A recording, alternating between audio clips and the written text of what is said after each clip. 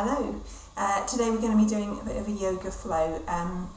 It's a yoga flow that hits a bit of hip extension, hip flexion, bit of deep core, bit of elongating the side body.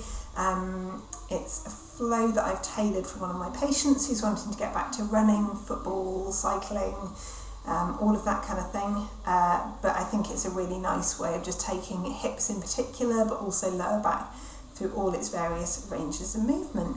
So I'll run through kind of the main routine to start off with, and then I'll show a couple of variations that you can be doing whilst you're in a couple of the different postures. So we're going to start off with a spinal roll down. So this is take our spine through kind of a bit of mobility segment by segment.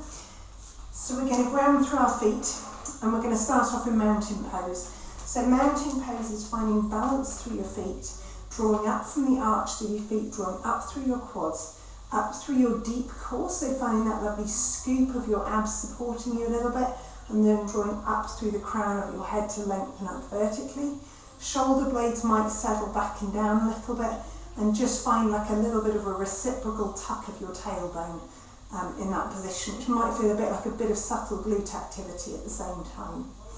So this is mountain pose, and this is just a nice balanced standing position. What we're now going to do is take vertebrae by vertebrae off that stack and roll down into a forward fold, and then roll back up again. So I'll demonstrate that a couple of times now. So we'll start off tucking chin, rolling chin to chest, and then rolling vertebrae by vertebrae, with arms hanging heavy, crown of the head reaching down towards the ground. Bend generously as you need to at the knees, and we're going to roll all the way down to what we call a deep forward fold. To restack, we're going to tuck tailbone under first, crown of the head still heavy, arms hanging, tuck that tailbone, and then restack vertebrae by vertebrae all the way back up into that mountain pose. So we'll do that again, a nice smooth motion.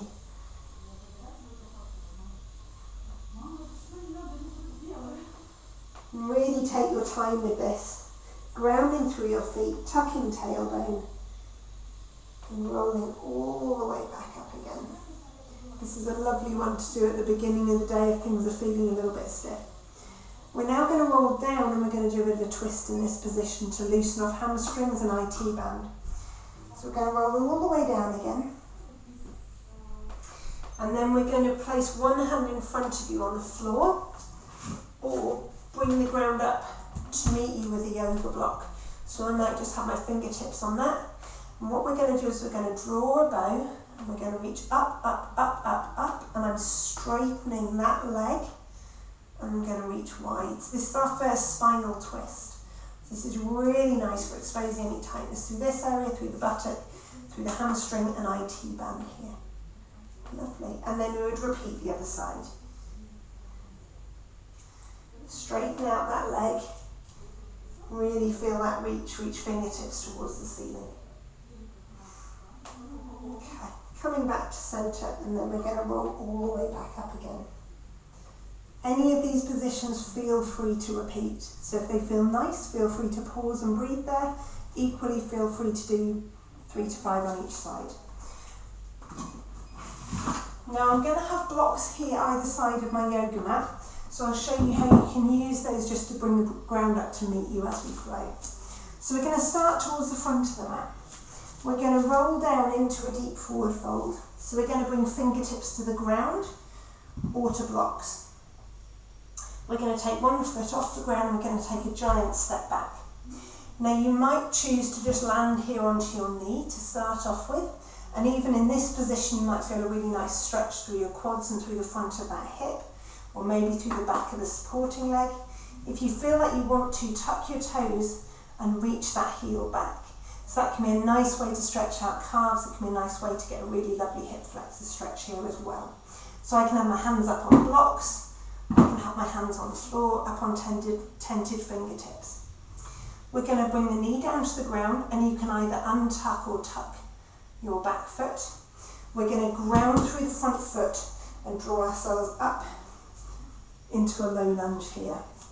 Now in this position, we're going to back off that stretch a little bit. We're going to tuck our tailbone under and then ease gently back into that stretch again. So you should feel that quite intensely through the front of that hip. We're going to stay really grounded through the knee and through the front foot, drawing tall through the crown of the head. And we're going to reach up, up, up, through. So I'm on my left knee, through my left fingertips. And then we might reach over very slightly. So that'll bring a stretch into your side body as well as into the front of your hip. And again, feel free to repeat as you wish. So we're now going to bring fingertips back down to the ground. And here I'm going to just heel toe my foot a bit further in front of me. Now this might be a place that you find it really beneficial to bring your fingertips up onto blocks. So if hamstring flexibility needs a bit of work, then this will be a good place to be. We're going to rock back onto your back knee. So you'll notice my thigh bone is vertical. Scoot your foot forwards if that's not the case. And then I'm going to come back into a bit of a hamstring stretch here. So I'm using the stickiness of the mat, drawing back through my right hip crease and feeling a lovely stretch there. And some people quite like to flow here as well. So you might want to do a bit of a kind of flow forwards and backwards here as well. Okay. So I'm going to roll back over my front foot again, bring my hands to the ground or to a block, and then step my front foot back, and we're going to come down into hands and knees. In this position, we're going to do some cat-cows. So this is just changing the shape of your spine on hands and knees. So I'm going to draw my abdominals up towards my spine. I'm going to tuck my chin to my chest and tuck my tailbone under into cat pose. And then I'm going to send my sit bones back, look ahead of me, shine my chest forwards into cow pose. I'm going to do 3 of those.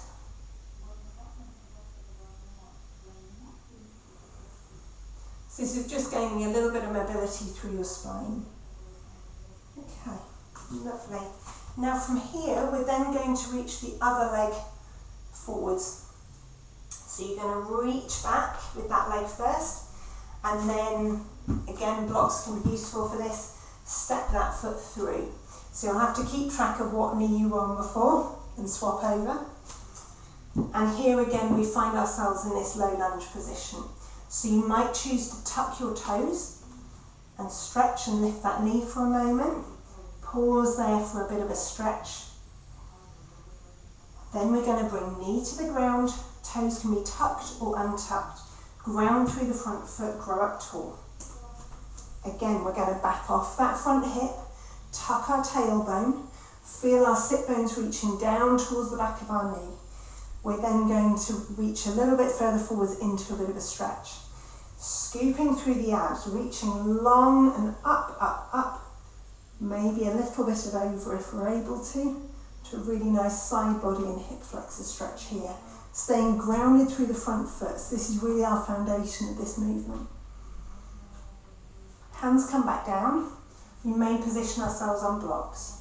We're going to heel toe that front foot forwards a little bit in order to be able to rock back into our hamstring stretch, our runner's stretch. So we're going to feel that length coming through the back of the hamstring. We might again draw back through that left hip crease, making sure that we're stacked vertically on our back knee. We're not collapsing all the way back. Feel free to flow here. Roll through the front of the foot and then rocking back again. And what you'll notice is we might get a bit of that kind of cat-cow change to your spinal position. This can be a lovely way of mobilising our spine here as well. Okay. So now we're going to bring hands back down to the floor. We might be up on tented fingertips, blocks, or palms flat. We're going to tuck the back knee, and we're going to lift that back knee. Now, we're going to really ground through that front foot. And we're going to see, can we take a step forwards and bring feet to parallel? And then roll all the way back up to mountain pose. That kind of transition of that step forward is going to take practice, take time. Feel free to kind of hop your way up in order to come back to parallel. So there's no harm in doing that. And you'll find you'll get better and better at that kind of weight transfer and that grounding through the front leg as well. Okay, so we're going to find ourselves with feet parallel at the front of the mat. We're now going to bring our weight onto one foot. And we're going to take a big step back. So we're going to have our front foot pointing towards the short edge of the mat. Our knee points towards the short edge of the mat as well. And we're going to soften our front knee. Back foot is on about a 45-degree angle, pointing towards the kind of corner of the mat. And I'm going to have my back knee straight. We're going to place our hands on our hips and square our hips towards the short edge of the mat for warrior one. So we're pointing towards the short edge of the mat with the foot slightly out to the side. Now, if you're kind of just starting these poses, feel free, rather than being on a tightrope, feel free to kind of broaden your stance a bit. This is a big ask on balance and it's a big ask on hip mobility as well. Okay, so if you need to heel toe a bit wider to be comfortable, then feel free, use that option. Okay,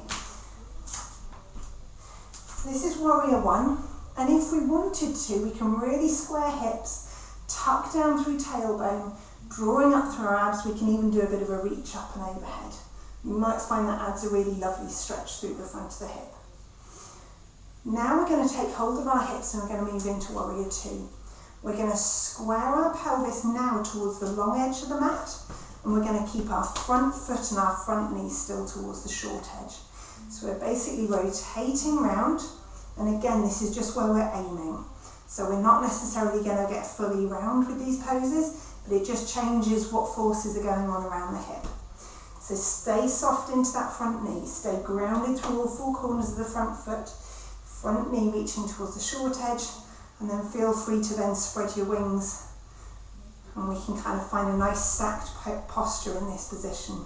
So the same kind of techniques as in mountain pose, that kind of grounding through the tailbone, drawing up through the abs, up through the crown of the head, will apply here as well. Okay, we're going to bring arms down, and we're going to soften both knees now, and we're going to bring our feet to parallel. So we're now in a wide leg position. We can bring our heels in very slightly, and again we want to find that neutral position through our pelvis. So finding a neutral pelvis and a stacked rib cage on top. Be mindful of ribs flaring out, so just kind of sigh those ribs back and down, and we're going to keep those ribs soft and kind of soften down as we move on. And then we're just going to move, bending into our hips and our knees. We're just going to sit straight down into our hips. And we can pause here. We're going to be doing just a little bit of a kind of strength position here, using those muscles around our knees. We want to think we're reaching back with our knees. You should feel your glutes working a little bit here.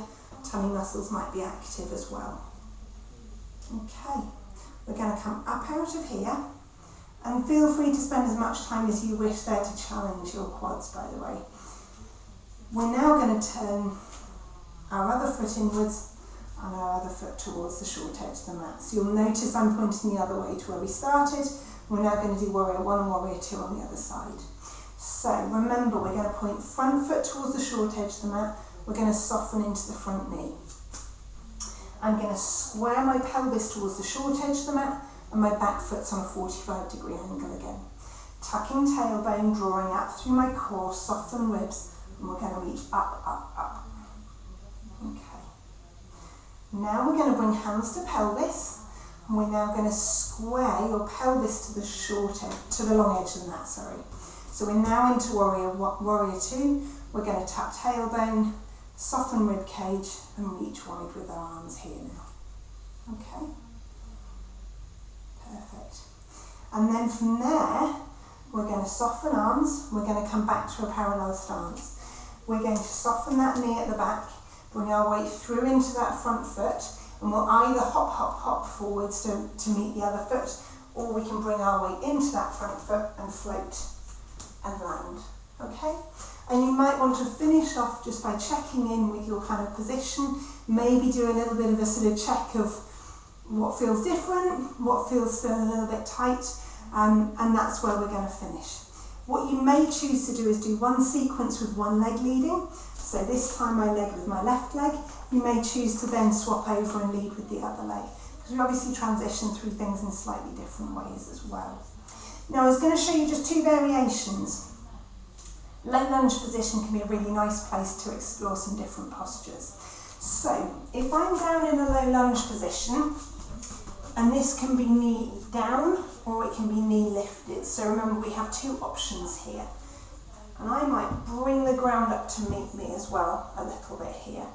So if I've got 1 foot forwards, 1 foot back, and I've either got knee lowered or lifted, I'm now going to keep one hand grounded, so my right leg's forwards, my left hand stays grounded, and then I'm going to open my arm as if I'm drawing a bow up into a twist.